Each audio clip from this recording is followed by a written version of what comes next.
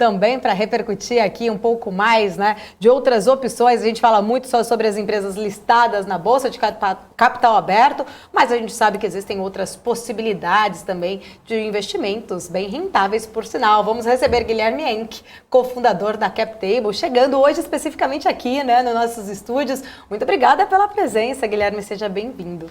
Obrigado, Paulo. Um prazer estar aqui com vocês, conversando sobre esse tema aí que tem cada vez mais estado no dia a dia do brasileiro. O brasileiro se acostumou muito a investir em investimentos tradicionais e vem, ao longo das últimas décadas, aí, talvez procurando ativos um pouquinho mais alternativos, procurando bolsa de valores, que sempre foi longe do dia a dia do brasileiro, e agora também começa a olhar para a tecnologia, né, e a gente está aqui para falar bastante sobre isso também. Exatamente. Guilherme, até uma questão, né, acho que muito importante, a gente sempre gosta de trazer aqui na BMC News, a gente tem sempre esse cunho educacional por trás, né, das notícias, por isso que a gente sempre traz os especialistas, né? Não simplesmente sair aí como os jornais falando as notícias. E quando, né, a gente começa a perceber uma movimentação, principalmente um receio às vezes do mercado em relação ao cenário interno, a gente costuma perceber ali uma certa preocupação de muitos investidores, né? Aqueles que já têm muitos anos, experiências, acabam acostumados a lidar com crises, mas a gente vê que muitos querem entrar no mercado e fica um pouco de receio também em relação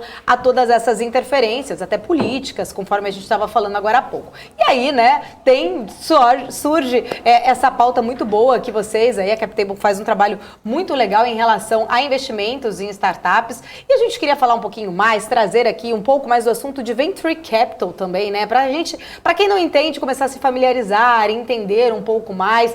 Dá para traçar aí um parâmetro, por exemplo, da relevância hoje do nosso mercado brasileiro de startups em relação a outros mercados internacionais? A gente conseguiria, por exemplo, tentar entender, né, fazer uma comparação, como que está o Brasil quando a gente toca nesse assunto em relação a Venture Capital, em relação a outros países. A gente tem startups com grandes relevâncias também para essa disputa, vamos dizer assim, num cenário internacional?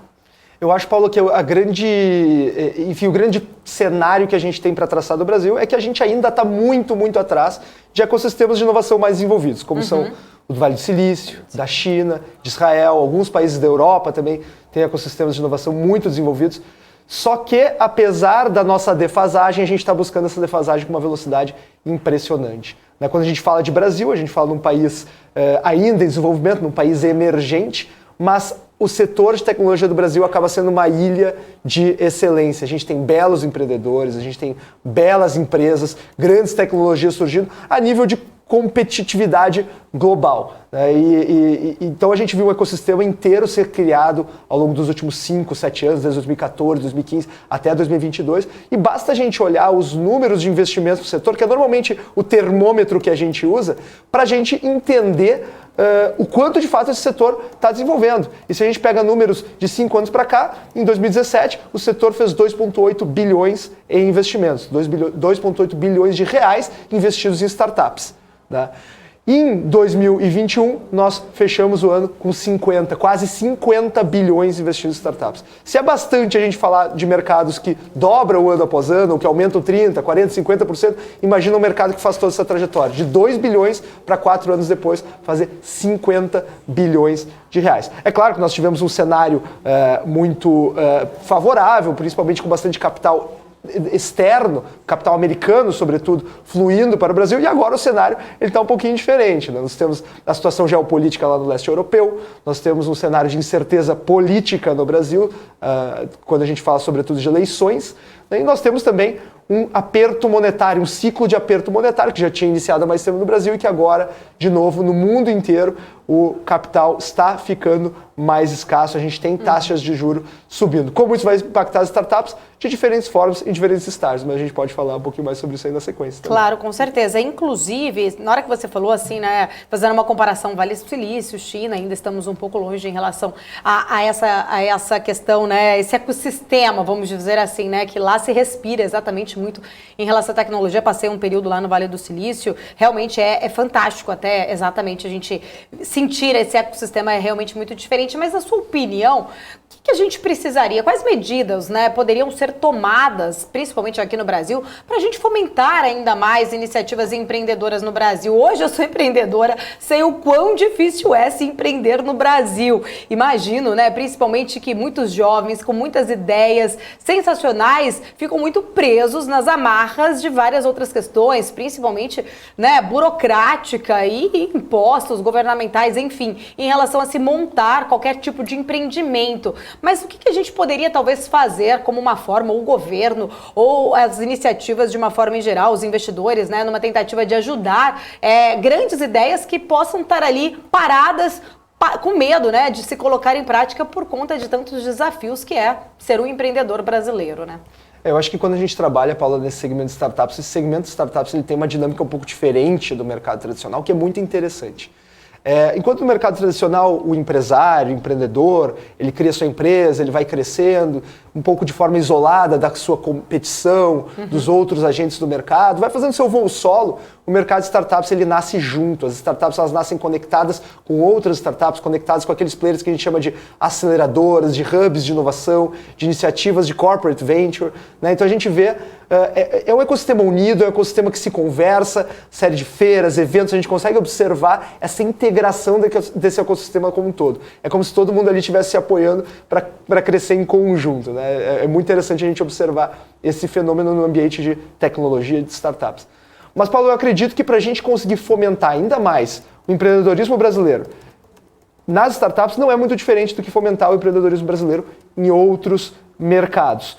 O que a gente precisa para as startups nada mais é do que aquela receitinha clássica que a gente já sabe e por algum motivo a gente não consegue implementar, que é a simplificação tributária, simplificação da legislação trabalhista, que é algo que pega muito forte para startups, é algo que aumenta muito o custo de se contratar pessoas, e contratar pessoas significa treinar essas pessoas para o on the job, para um novo segmento do mercado, esse segmento de tecnologia que é pujante, que está levantando para cima os salários, só que a gente precisa treinar essas pessoas. E para treinar as pessoas a gente tem que conseguir alocar elas a um custo mais baixo. E o regime que nós temos hoje de CLT não nos permite fazer isso. Então, simplificação tributária, simplificação da legislação trabalhista, a gente conseguir ter formas mais ágeis de abrir e fechar empresas, tipos societários mais adequados. Eu acho que tudo isso é o que a gente vai conseguir fomentar a inovação no Brasil, o segmento de tecnologia, assim como qualquer outro segmento ligado à indústria e serviços. Débora, fica à vontade. Guilherme, apesar do cenário, né, agora não ser tão favorável, não só aqui no Brasil interno, mas como também o cenário global, como você muito bem lembrou, ainda assim, né, tem estudos já mostrando que os investidores estrangeiros participaram de 39% das 238 rodadas de aportes em startups só de janeiro até abril, né, desse ano, ou seja, um crescimento de 33% se fizer uma comparação, né, com o mesmo período do ano passado. Aí eu queria trazer duas questões aqui contigo. O que na tua opinião, tem atraído tanto investidor estrangeiro, né, para esse tipo de investimento? E como que o investidor brasileiro pode conseguir também aproveitar essa oportunidade, né? Ter o olhar para isso também. Como que faz para poder conseguir aproveitar também esse modelo de investimento? Débora, tu citaste um número interessante. 39% das rodadas tiveram participações de investidor estrangeiro. Agora, se a gente segmentar isso por volume e não por número de rodadas, esse número fica ainda mais assustador pelo volume de investimentos. Então, o investidor estrangeiro ainda é quem movimenta o segmento de inovação, o segmento de startups no Brasil, embora também o brasileiro esteja apostando bastante. Só que aí tem uma questão curiosa, que a gente olha o investidor brasileiro, ele coloca o investimento em tecnologia e startups na caixinha de risco. Ali, às vezes, junto dos derivativos, das criptomoedas, aquele 1% que ele topa perder. Agora, quando a gente olha para o cenário americano, que é um segmento de investimentos muito mais maduro do que o que a gente tem aqui no Brasil, a gente olha que os principais investidores de startups são fundos de endowment, aqueles fundos que, em tese, têm que preservar capital. São fundos normalmente ligados a universidades, a instituições sem fins lucrativos. O Central Park de Nova York tem um fundo de endowment responsável pela manutenção do parque. A Universidade de Yale, de Harvard, né, tem os seus fundos de endowment, os alunos que saem da universidade, que fazem as suas fortunas, eventualmente voltam para doar recursos para a universidade se manter. Isso é muito tradicional nos Estados Unidos. E esses fundos eles têm que preservar o capital para que possa manter essas universidades, essas instituições pelos próximos 30, 50, 100, 150 anos. Então, o driver de decisão deles não é rentabilidade, é minimizar risco. E pasmem, 15% dos investimentos do fundo de endowment de Yale, que é normalmente o grande benchmark que a gente tem, está em venture capital. E tem planos de chegar a 19% nos próximos 3 anos, até a gente chegar em 2025. Por que isso? O que parece aparentemente é um contrassenso lógico, na verdade tem a sua lógica, né? Se eu estou investindo em bolsa de valores, naqueles segmentos que eu não sei como é que vai ser o futuro deles daqui a 5, 10 anos, eventualmente eu posso estar apostando num segmento que vai ser disruptado pela tecnologia, que eventualmente pode andar de lado, pode crescer de uma maneira módica. Agora, se eu estou investindo para 10, para 20, para 30 anos, quem sabe eu não invisto naquelas empresas, naquele segmento que está construindo esse futuro. Que aí eu consigo ter um pouquinho mais de certeza que eventualmente lá na frente eu vou estar vivo, eu vou ter conseguido preservar o meu capital. E quando a gente olha nesse formato, startups realmente têm um risco muito grande para quem investe para curto prazo. Quem quer dinheiro fácil, quem quer dinheiro rápido. Agora, quem investe de forma consistente, ao longo do tempo,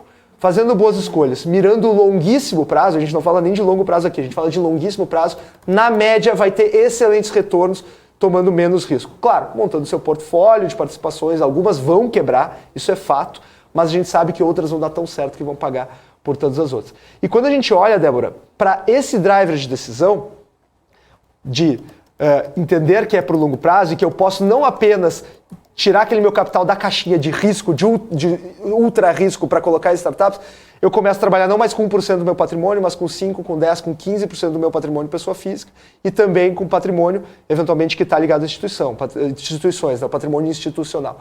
E eu começo a fazer esse mercado que foi de 50 bi, crescer para 100, para 150, eu começo a acessar um capital muito mais robusto. E o brasileiro, ele tem que passar por esse período de amadurecimento. E a gente vê que o brasileiro está passando por esse período de amadurecimento. Nós mesmos lá na CapTable, a gente acompanha muito desses indicadores e a gente vê que a própria pessoa física do investidor, né, começou a se aproximar desse segmento. A gente vê, 2019, quando bateu a pandemia, a renda fixa estava nas suas mínimas históricas por conta da Selic, a Bolsa de Valores estava extremamente confusa. Quem vai algum dia esquecer sobre aquele dia que nós tivemos 3 circuit breakers seguidos na Bolsa de Valores? Né? E as pessoas não sabiam mais para onde correr e muitos deles correram para o mercado de inovação, tecnologia e startups. Então a gente vê esse mercado crescer muito na mão de pessoas físicas. Então nós precisamos amadurecer, mas nós brasileiros estamos no caminho. Pegar essas startups antes da sua trajetória de desenvolvimento para usufruir dos grandes ganhos que esse mercado tem a proporcionar.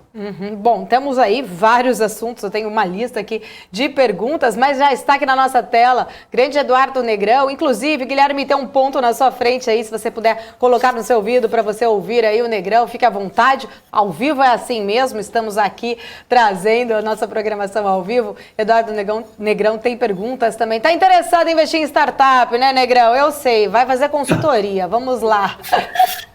Quem me dera. Eu já fui rico, sabe, Paulo? Mas eu não sabia que quando a gente casava, era automaticamente rebaixado para a Série B. Eu fui rebaixado para a Série B, eu fui uma espécie de Fluminense, fui para a Série B, fui subir e cair para C. Mas, enfim. Guilherme, bom dia. Guilherme, a B3, a Bovespa da minha época, quando ela fala assim, estamos buscando os brasileiros, ela se refere aos paulistanos. Para a Bolsa, o Brasil é São Paulo. Eu queria saber, para você, que é uma nova geração de investidores, eu que represento o Brasil profundo aqui na BMC, se vocês têm interesse ou se investidores de fora desse circuito aí, Faria Lima, Barra da Tijuca, têm interesse ou têm se aproximado desse tipo de investimento, né, que é o investimento em startups, enfim, essas novas ferramentas para um centro de multiplicação do capital, para, enfim. Eu queria saber se vocês têm interesse ou se o mercado fora do eixo Rio-São Paulo tem interesse no produto que vocês oferecem. Legal, Eduardo, muito obrigado pela tua pergunta. Esse assunto de Série B não é algo que eu gosto muito de falar sobre, porque as cores da CapTable não deixam eu mentir que eu sou gremista, né? Então eu estou sofrendo com as agruras da segunda divisão aí. Mas eu achei muito interessante a tua pergunta, porque assim como eu concordo contigo que Bolsa de Valores é São Paulo, o mercado financeiro brasileiro como um todo, não apenas Bolsa, mas mesmo mercado privado, mercado de private equity e de venture capital, é São Paulo. Né? Quando a gente fala de Brasil, a gente está falando, na verdade, de São Paulo. E o que a gente vê na CapTable é que dentro dos diferentes produtos que nós temos lá, né, nós temos uma plataforma de ofertas públicas através da qual qualquer pessoa pode entrar e investir em startups, assim como investe na Bolsa de Valores através do seu home broker. Vai lá, faz uma reserva de investimento, confirma a ordem, vira, né, sócio da startup. Com valores a partir de R$1.000. Então a nossa ideia é realmente, né, pulverizar as possibilidades de investir, dar chance para que qualquer pessoa física possa estar participando.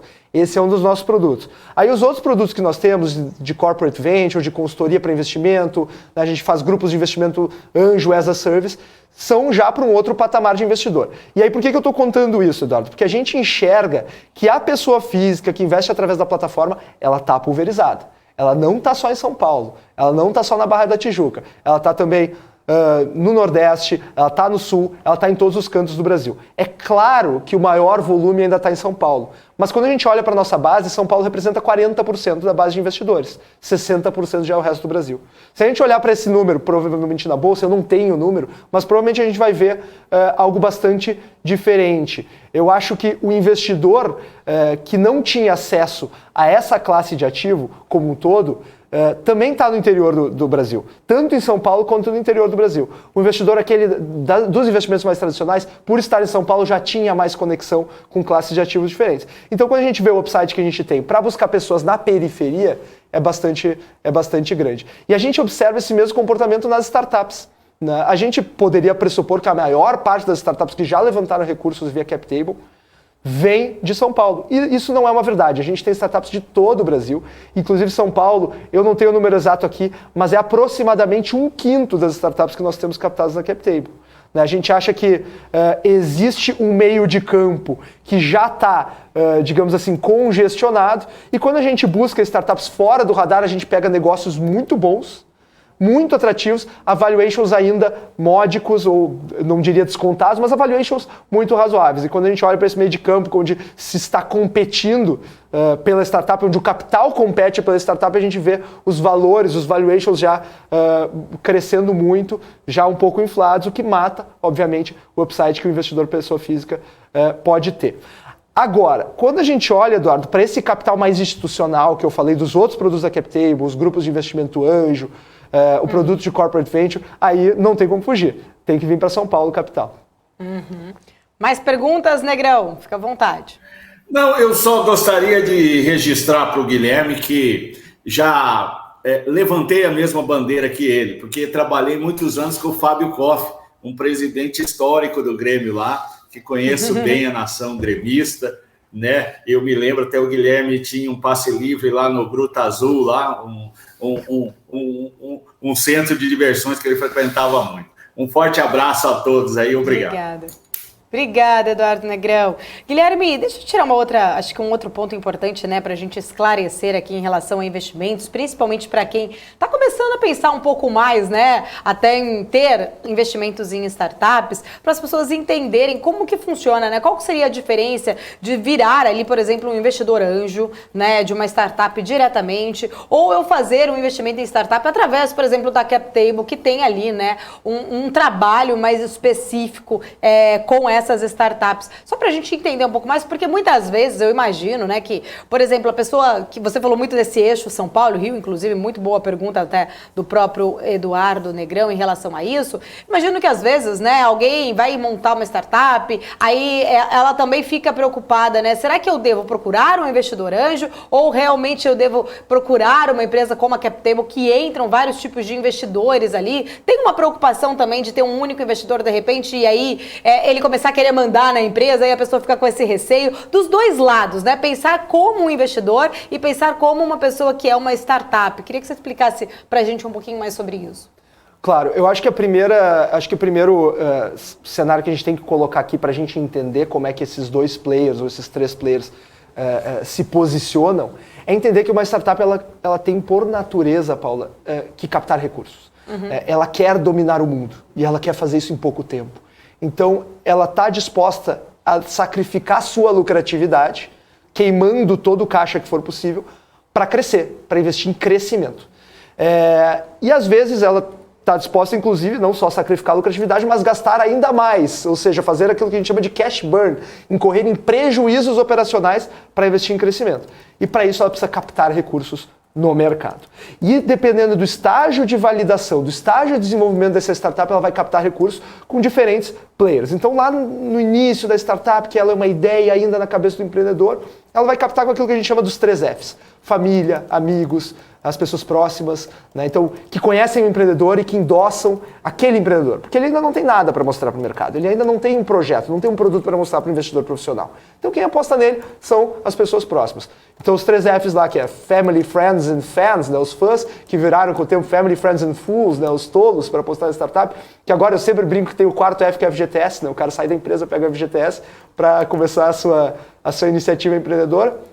A próxima fase dele é quando a startup ela já está mais, digamos assim, sendo levada a mercado com aquela siglazinha famosa que a gente sabe do mercado de inovação, MVP, né, o protótipo, o mínimo produto viável, que ele vai construir com o mercado, recebendo feedbacks de mercado, para efetivamente construir o produto final. Para que aquele produto final chegue ao mercado da forma que o cliente quer consumir e não da forma que a empresa quer entregar.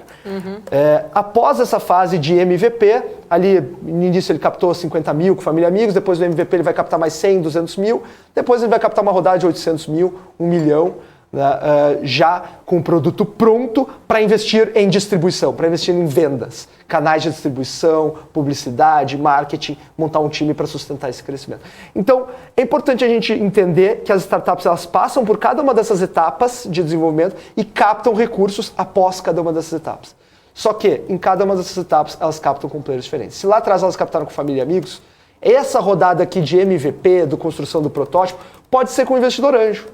Agora, quando eu chego naquela rodada de 1 milhão, dificilmente eu vou ter um anjo que sozinho vai colocar 1 milhão. Então eu tenho outras alternativas. A CapTable é uma delas. Outra alternativa é eu captar através de um grupo de investidores anjo, que são esses investidores anjo, cada um com cheques de 50 mil, 100 mil, que se juntam em um grupo para fazer cheques maiores, que cheguem a 1 milhão, eventualmente 2 milhões. O que a CapTable traz, Paula, que eu acho que é um diferencial que pode, inclusive, não competir com os grupos de anjo, é uma ferramenta.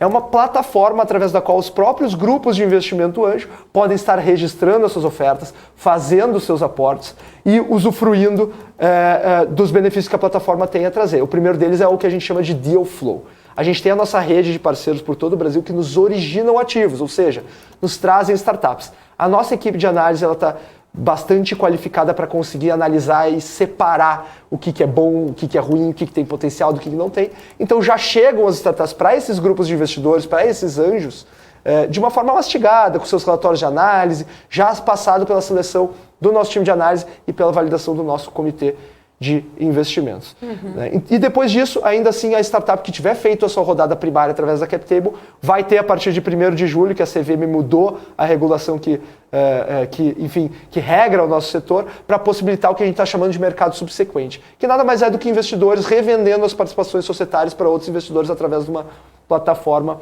online. 1º de julho agora? 1º de julho. Legal. 1º de julho entra em vigor a nova resolução 88 da CVM. Então, quem investir através da CapTable também vai ter acesso a esse mercado subsequente. Então, por que eu estou contando isso, Mas Paulo? aí eu opero como eu vendo ações na bolsa, mais ou menos nisso, assim, como um home broker? Exatamente, eu vou lá, coloco minha ordem de venda, Tá. vai ter outro investidor que vai olhar a minha ordem de venda, vai pedir para fechar essa compra. Né? Então, basicamente é assim que vai funcionar. Vai ser bem interessante, acho que a gente vai resolver uma dor que o mercado inteiro tem, que é a liquidez. Exato. Então, eu estou contando isso porque eu não enxergo que os anjos, os grupos de anjos, as aceleradoras, os fundos de Venture Capital são concorrentes da CapTable. Pelo contrário, nós podemos todos fazer co-investimentos ou até mesmo usar a plataforma como mera ferramenta para estar fazendo esses investimentos e acho que todo mundo pode vir a usufruir disso. Muito legal. Guilherme, vou trazer uma pergunta aqui que eu acho que até entra num campo um pouco mais técnico, mas para poder a gente entrar numa questão que acaba sendo até polêmica, né? Cálculo de valuation. Como fazer isso? Vamos supor que eu seja uma investidora, queira investir numa startup. Como calcular que aquela startup está realmente ali no valor adequado? Qual a conta eu tenho que fazer para poder saber, para identificar isso? Por outro lado, eu como sendo a dona, né, dessa startup, como calculo o meu valuation e para poder saber dividir essa porcentagem para poder realmente abrir essa possibilidade para o investidor sem que eu perca a autonomia da minha empresa, sem que eu deixe de ser a dona da minha empresa. Né? Eu acho que essa é uma dúvida que acaba surgindo muito no mercado. Na hora que uma startup quer né, realmente buscar os recursos e também para aqueles investidores que querem realmente investir nas startups, mas não sabem como avaliar, né, se aquela empresa está com um valor interessante no mercado. Débora, eu acho que essa é a pergunta mais polêmica que se faz desse mercado de startups. Eu lembro que a última vez que eu estive aqui com vocês até contei aquela piadinha, né, do não queiram saber como são feitas as leis, as salsichas e os valuations de startups. Mas é que realmente, assim, às vezes a gente cai na tentação de sofisticar ou dar uma certa cientificidade para algo que não é científico. É claro que a gente vai trazer métricas de setor, é claro que a gente vai projetar os fluxos de caixa futuro, como a gente faz nas empresas, mas existe um peso que a gente pode atribuir às questões quantitativas versus as questões qualitativas. Então, é claro, à medida que a startup vai se desenvolvendo, passa por novos estágios de desenvolvimento, já tem time, já tem tração, já está no país inteiro, já tem um track record de faturamento, a gente começa a conseguir dar mais peso para o lado quanti do que para o lado quali. Mas lá no início, quando ela ainda é uma ideia, ou quando ela está no seu MVP, ou quando ela está fazendo as primeiras vendas, como é que eu vou conseguir projetar esses fluxos de caixa para 5 anos e uma perpetuidade, se eventualmente eu não sei o que vai acontecer amanhã para essa startup? Então a gente começa a entrar num campo que começa a conversar mais com o feeling do analista do que qualquer coisa. Em contrapartida, quando a gente olha para um investidor que está querendo apostar numa startup, se ele está apostando ali numa empresa da Bolsa de Valores para ganhar 20, 30, 50% ao cabo de 2, 3 anos, faz sentido ele acertar o ponto de entrada, maximizar o ponto de entrada, né? Fazer o que a gente chama de value investing, né? O Benjamin Graham e o Warren Buffett com a sua velha tese de comprar boas empresas descontadas. Aqui em startups funciona diferente. Se eu estou apostando numa startup, não é para ganhar 30, 50% ao cabo de 1 ano, 2 anos, 5 anos. Eu quero fazer 10, 50, 100 vezes o meu capital. Então também não paga a minha conta gastar energia discutindo se o valuation é 20% maior ou 20% menor.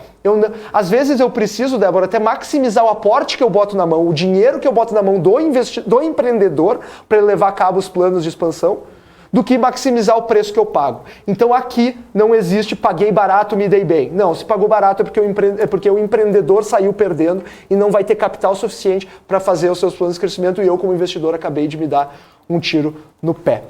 Então, como é que a gente faz valuation de startups em estágios iniciais? Normalmente, a gente usa mais ou menos o método da tabelinha, né, que a gente chama. Então, quando a startup está ainda no seu MVP, normalmente é uma aceleradora ou um anjo que faz esse cheque.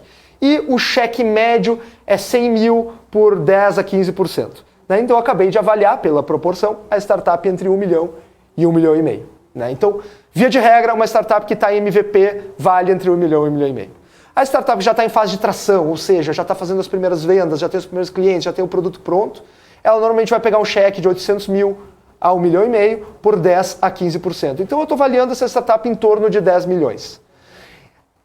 Quando a startup ela já está a mercado, já está crescendo, já está em fase de escala, tracionando bem, super crescendo, aí normalmente eu vou pegar um cheque de 5 milhões por 10 a 15% também. Então eu já estou avaliando aí uma startup em 50, 60, 70 milhões. Então vai mais às vezes do estágio de validação. Claro, a gente pondera mais para cá ou mais para lá dependendo do potencial de mercado, do track record dos empreendedores, né, do quanto aquela tecnologia está sendo hot, né, da velocidade com que ele está conseguindo crescer. A gente pondera para lá e para cá. Mas o método da tabelinha mais ou menos funciona como um estágio de validação. Porque cada estágio que eu valido, desenvolvi meu MVP, validei meu produto, joguei parte do risco associado à empreitada para trás. Ou seja, defino um novo patamar de valuation, posso fazer uma nova captação. Então é assim mais ou menos que funciona, nessa engenharia reversa. Eu levo ao mercado, vejo o que o mercado paga, volto, refaço, faço uma proposta baseada no meu estágio de validação, com muito pouca ciência por trás. Eu tenho que ser honesto para dizer isso para vocês. Né? E do outro lado, Débora, respondendo acho que a tua segunda pergunta, quanto é que o empreendedor pode entregar para não se diluir demais, para não perder o controle da sua empresa. Né? Eu acho que isso já é algo que já é consolidado no mercado de inovação e venture capital. O próprio investidor sabe que não pode diluir demais o empreendedor. Porque o empreendedor, ele precisa estar motivado, ter toda aquela possibilidade de fazer uma saída milionária lá na frente para conseguir estar dedicando toda a sua energia 24 horas por dia, né? Normalmente o empreendedor trabalha bastante, né? Para fazer aquela empreitada funcionar, para fazer aquela empreitada dar certo. Então, por exemplo, chegou na CapTable uma startup que tem 10% da sua participação na mão do empreendedor, do CEO, do cara que está à frente do negócio, e outro 90% está na mão de investidores passivos, que não atuam na operação. Essa startup pode ser a melhor startup do mundo, nós na CapTable não vamos pegar. A gente diz que ela tem um problema de CapTable, que é o nome da nossa empresa, mas CapTable também significa o arranjo societário, né, as participações societárias da startup. Então, via de regra, como a startup vai captar sucessivas rodadas, a gente entrega mais ou menos essa métrica que eu comentei, Débora, 10 a 15, 20% talvez nas rodadas iniciais, né, de participação por rodada. Não dá para sair muito daí, senão lá na frente o próprio empreendedor não vai ter mais um incentivo para captar uma nova rodada, senão ele vai ser diluído demais. E aí o sonho também, né, ele acaba não sendo mais o dono, então ele também não vai, de certa forma, ter aquele mesmo gás para a empresa, né? Seria mais ou menos isso, né? Exatamente. Aí já começa... Muitas vezes ela nasce de um projeto, né, daquela pessoa em si. Eu tô aqui me comparando na hora que você tá falando aqui. Tô aqui pensando, né? O sonho da BMC News é um sonho nosso antigo também, há mais de 10 anos. Então, assim, hoje a gente consegue olhar, né? A gente é uma empresa mais consolidada, mas assim, quando a gente nasceu, fomos nesses tipos de passos aí, exatamente como você tem falado também.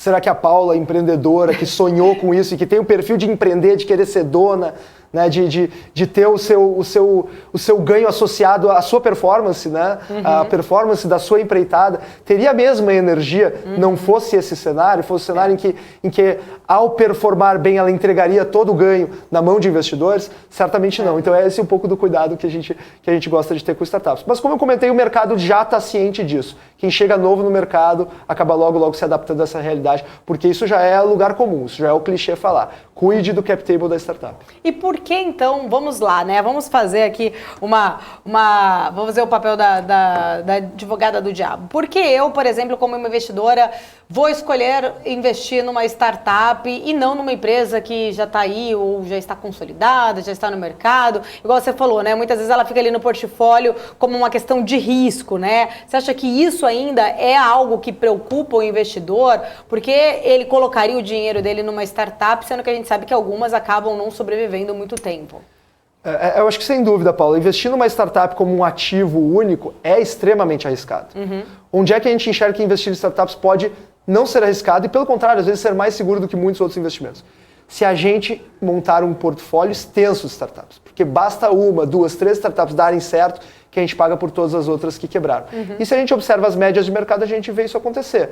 Alguns estudos da Harvard Business Review, da Willamette University, mostram retornos de 20, 25, 35% ao ano, ao cabo de 15 anos, em pesquisas feitas com 2.000 startups. Então isso é uma média de mercado que deixa a gente bastante confortável se a gente estivesse apostando num Ibovespa das startups, vamos dizer assim.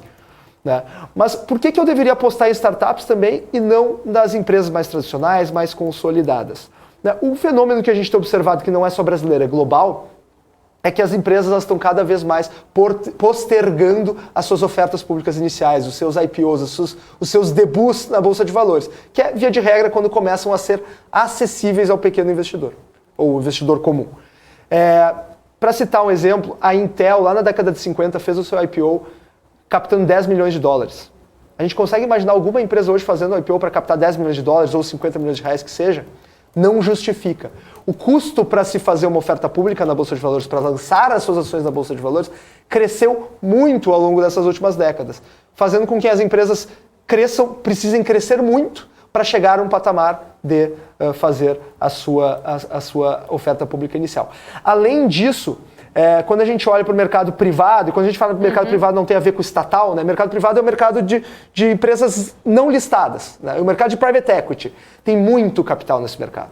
Então as empresas conseguem se financiar por muito tempo antes de ter que entrar na Bolsa de Valores para acessar capital. O melhor exemplo disso é o Uber. O Uber já era uma empresa global, presente em 130 países, quando fez a sua oferta pública inicial e ficou à disposição do pequeno poupador. Quanto upside o Uber ainda tem para entregar?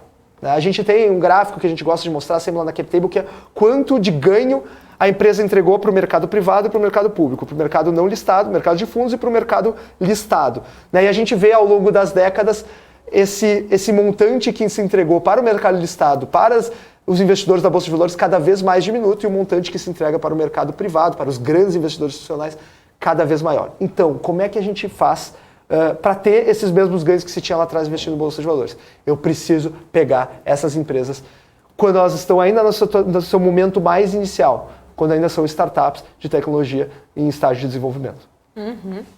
Vamos lá, Débora. Guilherme, as small caps, né, que são empresas menores aí da Bolsa, tiveram um desempenho até menor que as companhias do índice principal da Bolsa. Esse movimento se intensifica ainda mais nas startups ou a forte perspectiva de crescimento equilibra essa conta? Eu acho, Débora, que a primeira coisa que a gente tem que entender é que as small caps elas têm um beta, né? O quanto ela varia versus o índice. Elas sempre, quando a bolsa está em queda, as small caps caem mais. Quando a bolsa está em alta, as small caps sobem mais. Então é um movimento natural a gente observar as small caps caindo mais do que o índice num cenário de baixa. Mas agora, quando a gente olha para as startups, a gente tem diferentes comportamentos em diferentes estágios. Quanto mais uma startup está desenvolvida, está mais próxima do que seria uma small cap, certamente elas vão sofrer mais. Porque nos últimos anos, com a irrigação de capital que a gente teve nos mercados a nível global, né, com a liquidez monetária, né, com o afrouxamento monetário, os valuations foram extremamente exagerados. E agora esses valuations vão passar por ajustes bem intensos, deixando bastante gente aí, possivelmente, sem capital. Agora, quando a gente olha para as startups mais early, aquelas startups de early stage, seed stage, aquelas startups que estão ainda mais no início da sua trajetória de desenvolvimento, as distorções de valuation não foram tão grandes assim. Então, essa parte do mercado das startups mais em estágio inicial não deve sofrer tantos ajustes, não deve variar tanto. Mas quando a gente fala em variar tanto, né, é bom a gente colocar aqui, Débora, que uma coisa que incomoda quem investe em bolsa, nas small caps sobretudo, é essa cotação, né, a marcação a mercado que a gente chama, sobe e desce. Em startups, a gente, feliz ou infelizmente, a gente não tem a marcação a mercado. Então, às vezes, a startup está num cenário de alta, ela está num cenário de baixa, mas ela vai precisar esperar a próxima rodada para ser reprecificada. A gente não tem essa precificação diária como a gente tem na bolsa. Isso muitas vezes traz uma certa angústia para o investidor que gostaria de ver o seu ativo marcado no mercado, mas ao mesmo tempo traz uma certa segurança artificial de não estar enxergando esse ativo caindo quando eventualmente por conjuntura de mercado deveria estar. Eu acho que dá para fazer um paralelo aqui quando os fundos de investimento em renda variável ainda não eram marcados a mercado. Então o investidor ele ficava tranquilo. Aí quando os fundos de renda variável passaram a ser marcados a mercado, com base nos ativos em que o veículo estava investindo, aí sim o investidor começou a pegar o telefone, ligar para o seu assessor de investimentos e incomodar ele. Pô, o fundo está caindo, o fundo está subindo, o que a gente faz? Antes a gente não tinha. É claro que o fundo caía e subia porque os ativos estavam caindo e subindo. Mas sem a marcação a mercado de cota, o investidor ele tinha uma sensação de segurança artificial. Eu acho que as startups ainda simulam um pouco disso, Débora. Mas também, né, o Guilherme, a gente sempre costuma falar, a gente fala muito até de small caps aqui, até porque Marcos Saravalli fala muito bem também sobre as small caps, né, acho que é igual essa questão das startups. Elas têm ali uma possibilidade, tem risco, sim, mas tem uma possibilidade de upside muito maior também do que as grandes blue chips, porque essas já estão mais consolidadas, aquele crescimento ali já é mais previsível, né, tanto uma small cap ou, de repente, também grandes startups ali, como você falou, eu posso entrar num momento, né, em que ela tá com nem vou falar valuation, porque a gente estava falando desse cálculo, mas ela tá com um valor ali realmente menor, mas ela pode ter uma possibilidade de um ganho muito maior. É um risco por um lado, mas também abre uma margem ali de uma rentabilidade em termos de percentual muito maior do que, às vezes, grandes empresas aí, né, que já estão estruturadas também, né? Sem dúvida, é isso que a gente procura deixar os investidores cientes. Investir em empresa e bolsa é algo importante para a composição de portfólio de investimentos, de alocação de patrimônio, mas às vezes é legal também a gente diversificar nessas empresas que têm um potencial de upside muito maior, ainda que maior risco quando a gente olha o curto e médio prazo. E eu posso estar até jogando contra o meu patrimônio aqui, mas eu mesmo tenho bastante investimentos em bolsa de valores. Não estou aqui para dizer para não investir, para trocar os investimentos em bolsa de valores por investimentos em startups. Mas o que eu acho curioso também aqui, como ponto de vista de composição de alocação patrimonial.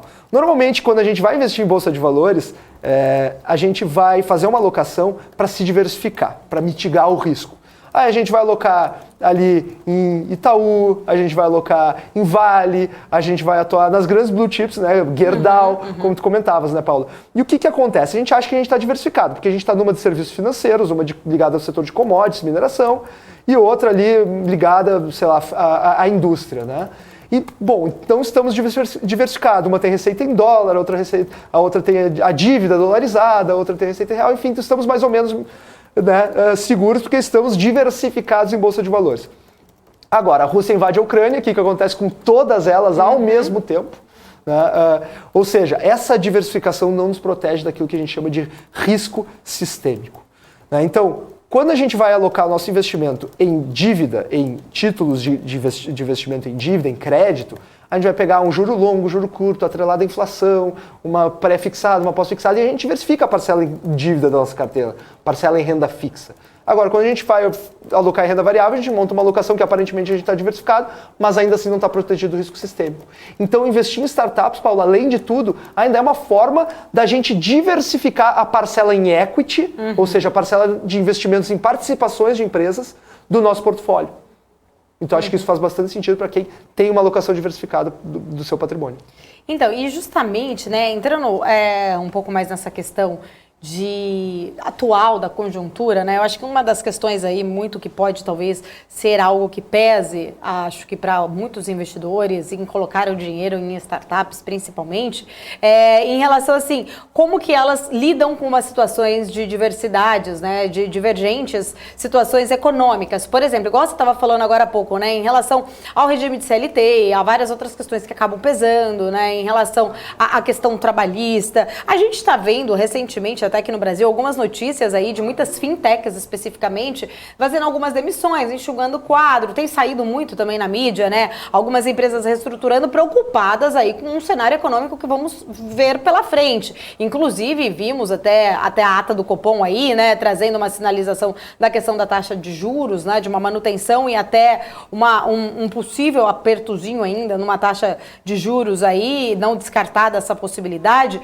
E isso a gente sabe que, de certa forma, impacta muito, principalmente empresas ligadas à tecnologia. Isso eu não estou falando especificamente de startup aí, mas eu estou falando de fintechs, né, mais relacionadas a gente ter visto algumas notícias recentemente de algumas demissões. Você acha que isso, né, essa reestruturação, ela é normal ou ela realmente pode sinalizar que essas empresas estão preocupadas com esse cenário e isso, de certa forma, também poderia ter um impacto negativo para as startups ali, né, por tabela especificamente? Porque aí o investidor fala, bom, se algumas fintechs estão passando por reestruturação, estão segurando ali, talvez os seus custos, os seus gastos, será que seja um momento de eu entrar, né, em investimentos, nesse tipo de investimentos? Você acha que isso pode trazer alguma preocupação também?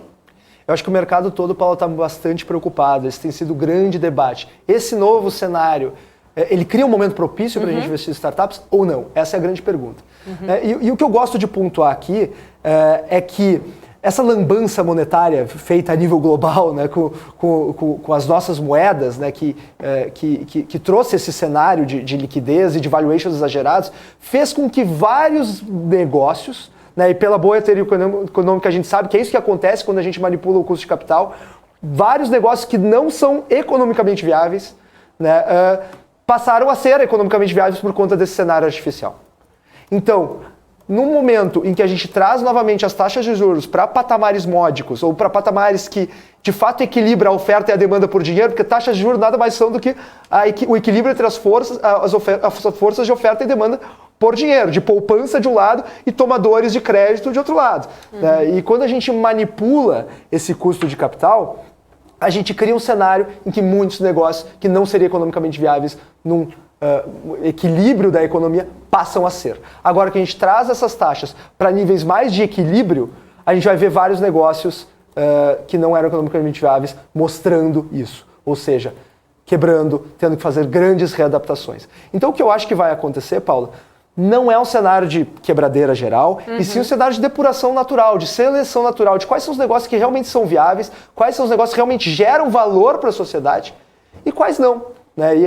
E quem fizer as boas apostas vai usufruir disso, inclusive investindo nesse momento com valuations descontados, com um momento mais propício para a gente fazer a entrada das startups pagando preços mais atrativos. E aí vale a gente já dar aqui uma forma das pessoas avaliarem quais startups vão ser bem-sucedidas ou não, para já entregar um pouquinho o caminho das pedras para os investidores aqui. Eu costumo comentar que tem dois tipos de cash burn, ou seja, tem dois tipos de startups que queimam caixa para crescer desenfreadamente. Uma é aquela que realmente queima caixa em crescimento, para adquirir novos usuários, para gerar mais valor para as pessoas. E no momento em que ela precisar ser lucrativa, basta ela desligar as maquininhas de crescimento, parar de investir tanto em Google AdWords, em Facebook Ads, em ferramentas de venda e etc., né, e ela se torna lucrativa.